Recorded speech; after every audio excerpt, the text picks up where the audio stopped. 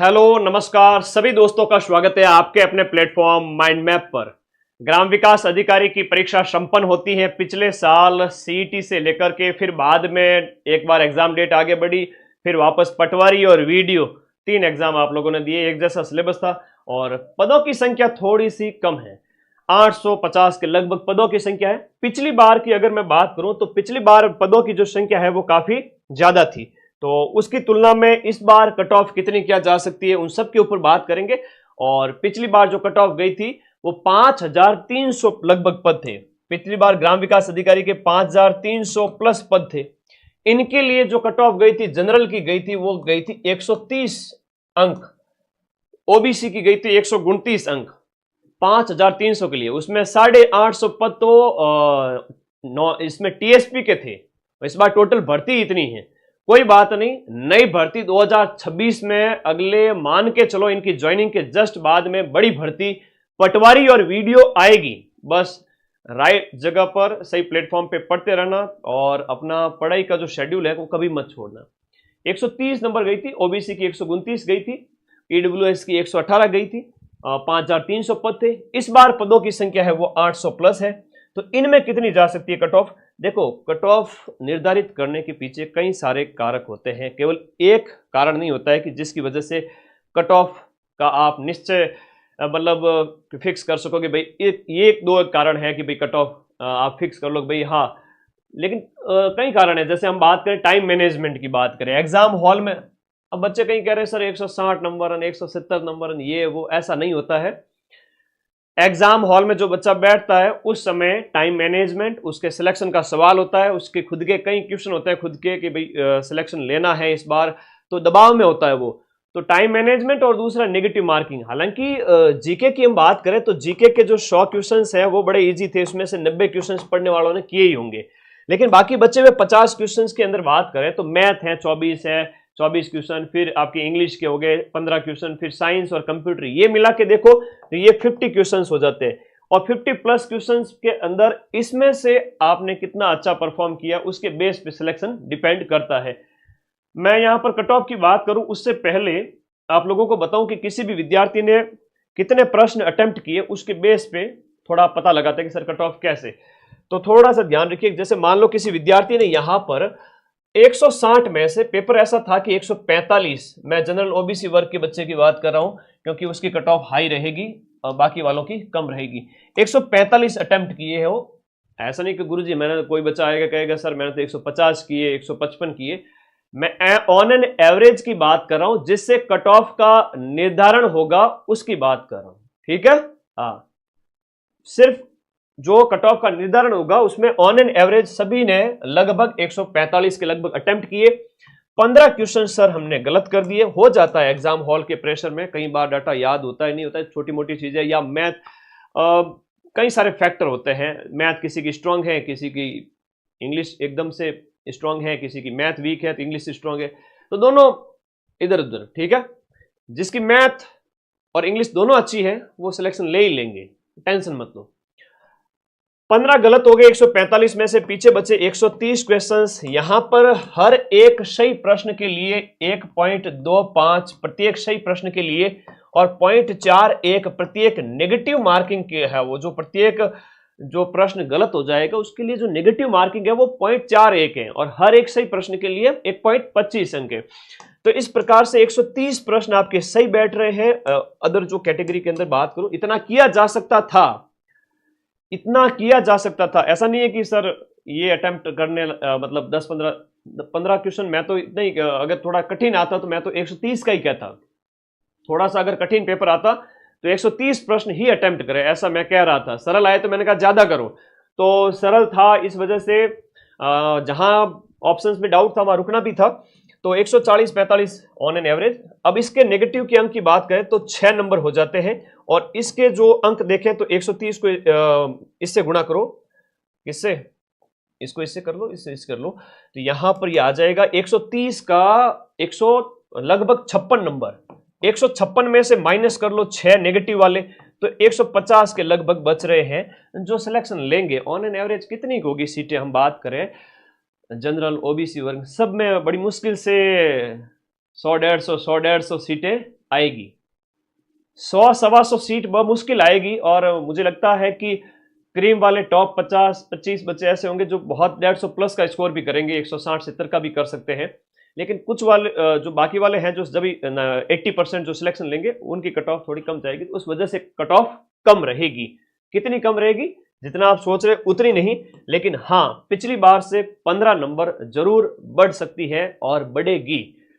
कहने की भी बात नहीं है कि ग्राम विकास अधिकारी की पिछली जो कट ऑफ थी वो आपके 130 नंबर की थी।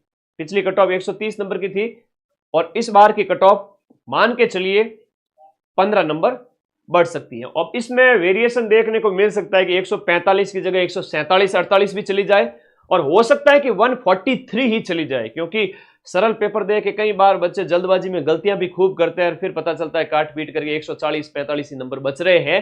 तो उस सूरत में आपके जो 143 भी जा सकती है, 147 भी जा सकती है, प्लस माइनस कर लेना 2, ठीक है, प्लस माइनस 2 कर लेना। 145 जनरल मेल की और फीमेल की संभावित रूप से मुझे लग रही है 135, ओबीसी में वही सेम इतनी लग रही है 145 200 में से, ईडब्ल्यूएस की 135 और विमेन की उससे 10 कम, एमबीसी की 130, एससी की 125, एसटी की 120। अब ये तो है नॉन टीएसपी। टीएसपी वालों का पिछली बार 100 नंबर पे सिलेक्शन हुआ था, 200 में से 104 नंबर का, 200 में से 104 मतलब टीएसपी की लास्ट के कट ऑफ की अगर बात करूं तो 104 पे सिलेक्शन हुआ। तो इस बार मान के चलो जो कट ऑफ 115 के लगभग टीएसपी में भी आप अपने आप को सेफ मान सकते हैं, 115 प्लस 120 115 उसके लगभग। तो ये तो था एक कट ऑफ का आइडिया, और अब ज्यादा कट ऑफ के चक्कर में मत पड़ो। सबसे पहले पटवारी का रिजल्ट आ रहा है दिसंबर के अंदर।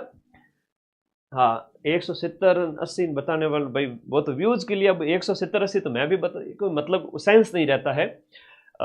अभी आगामी जो एग्जाम्स हैं उस पर फोकस करो।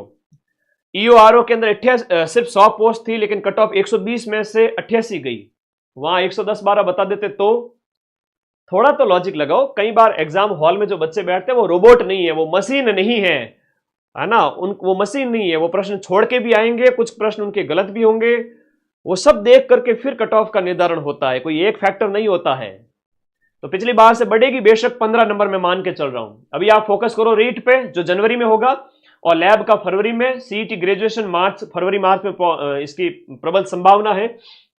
ऐसा ही सब इंस्पेक्टर 5 अप्रैल को, आरएस प्री भी हो जाएगा तब तक। फर्स्ट ग्रेड और सेकंड ग्रेड की अच्छी अपॉर्चुनिटी है, और आरएसएम एसएसबी एलडीसी इसकी भर्ती तो आपके आई हुई है, जुलाई में पेपर होगा, और हाईकोर्ट एलडीसी की संभावित रूप से आ जाएगी। तो अपने जो भी कंप्यूटर कोर्स है वो प्लीज करके रखो। और दूसरी बात है कि नई रीट भी आएगी, और नई रीट के साथ साथ मैं आपको फिर से कह दूं कि नई रीट के साथ नई पटवारी और नई ग्राम विकास अधिकारी की भर्ती भी आपको 2026 एंड में देखने को मिलेगी, और 27 में इसके स्टार्टिंग में पेपर भी हो जाएंगे, 27 एंड तक आपकी ज्वाइनिंग भी हो सकती है, पूरी संभावना है। इसके लिए तैयार रहना पूरी तरह से। और महिला सुपरवाइजर, हाईकोर्ट, एलडीसी, इन सभी भर्तियों के लिए ये एक जखीरा है, भर्तियों का पूरा एक साल आपके सामने है।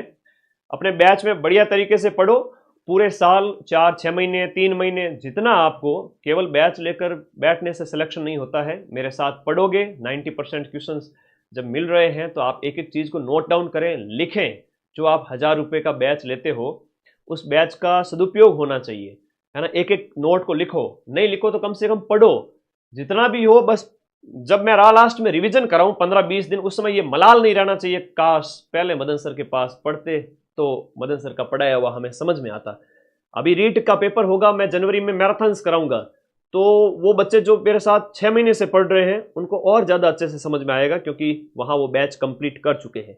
तो कोर्स वाली कैटेगरी में जाकर के अपना सीईटी ग्रेजुएशन, जिनकी ग्रेजुएशन हो गई है या फाइनल ईयर में है, वो ग्रेजुएशन वाला बैच ज्वाइन करें, और जिनकी 12th हुई है वो 12th वाला ज्वाइन करें।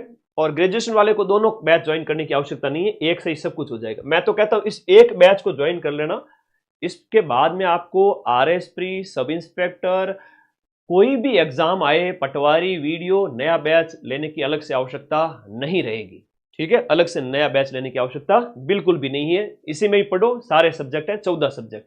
Second grade GK plus SST का मैं धुआंधार तरीके से नवंबर में क्लासेज स्टार्ट कर चुका हूं वापस, और ये नवंबर दिसंबर में काफी सब्जेक्ट यहां पर कंप्लीट हम करवा देंगे।